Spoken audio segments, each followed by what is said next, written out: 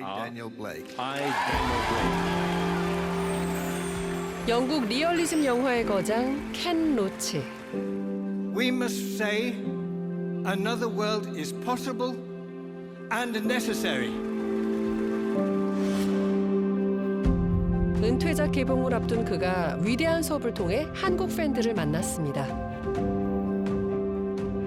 사실 그의 은퇴 선언은 이번이 처음은 아니죠. The last 30 years we've tried to say this is what has happened to our country. And every day we get more news of the destruction of our society. 열심히 일할수록 힘들어지는 현실.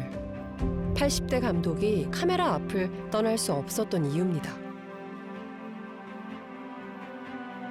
20편 넘는 장편 영화에도 미처 담지 못한 거장의 이야기. 지금 위대한 수업에서 시작합니다. And I'm going to try to talk about the project that I and the group I work with have developed over 50 years, 60 years really, 60 years. It's a project to tell the stories of ordinary people, working class people, what defines their lives, what choices they have, and that's related to the society in which they live. And that's the economic circumstances of that society, whether they're rich, they're poor, how they earn their living, and the choices that gives them, and the security that gives them, the confidence that gives them, can they live the lives they would like to live? Can they live the lives which they're capable?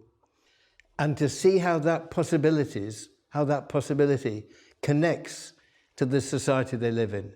And that's economic, it's political, it's social. And one thing at the beginning is very important. Talking about films, I always talk about we. And it's not like I'm the Queen. You know, the Queen talks of we.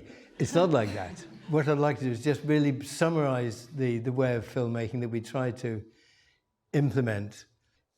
To summarize the way of working, to making films, is I remember some lines by Bertolt Brecht, a short poem, which I only know translated from the German, so it's in not very good English. But he wrote, "And I always thought the simplest of words should suffice. When you say what things are like, it will break the hearts of all. That you go down if you don't fight is surely clear to you." In other words, tell the story simply. Tell it how it is, because that will touch people. And tell them, you've got to fight, otherwise you're defeated, you're nothing. If you don't fight back, you're nothing. As Frederick Douglass, you know, the black American who was a slave and who became a free man and was very articulate in the struggle, said, "Power concedes nothing without demand. It never did and it never will."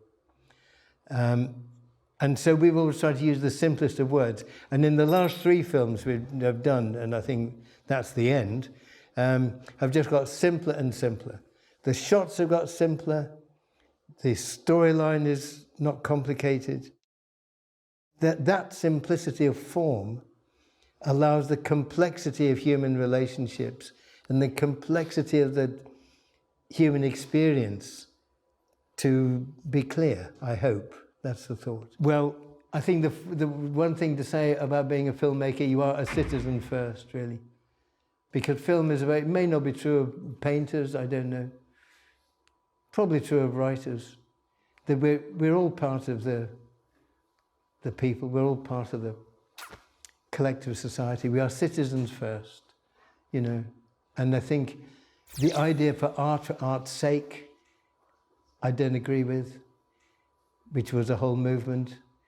The idea that the artist has a special liberty, well, there has to be freedom. Art should be as broad as the human imagination. But we all have responsibility. We're all citizens. We all live in this place. You know, we all share it. And I think there's there's an obligation to share that responsibly, really. And film can play tricks. Film can play tricks. So I think there's a responsibility not to trick people. And I think read history, I would say. That's really important. Again, I'm going to quote Orwell, and I can't remember it now. I think he said something like, those who control the past control the present.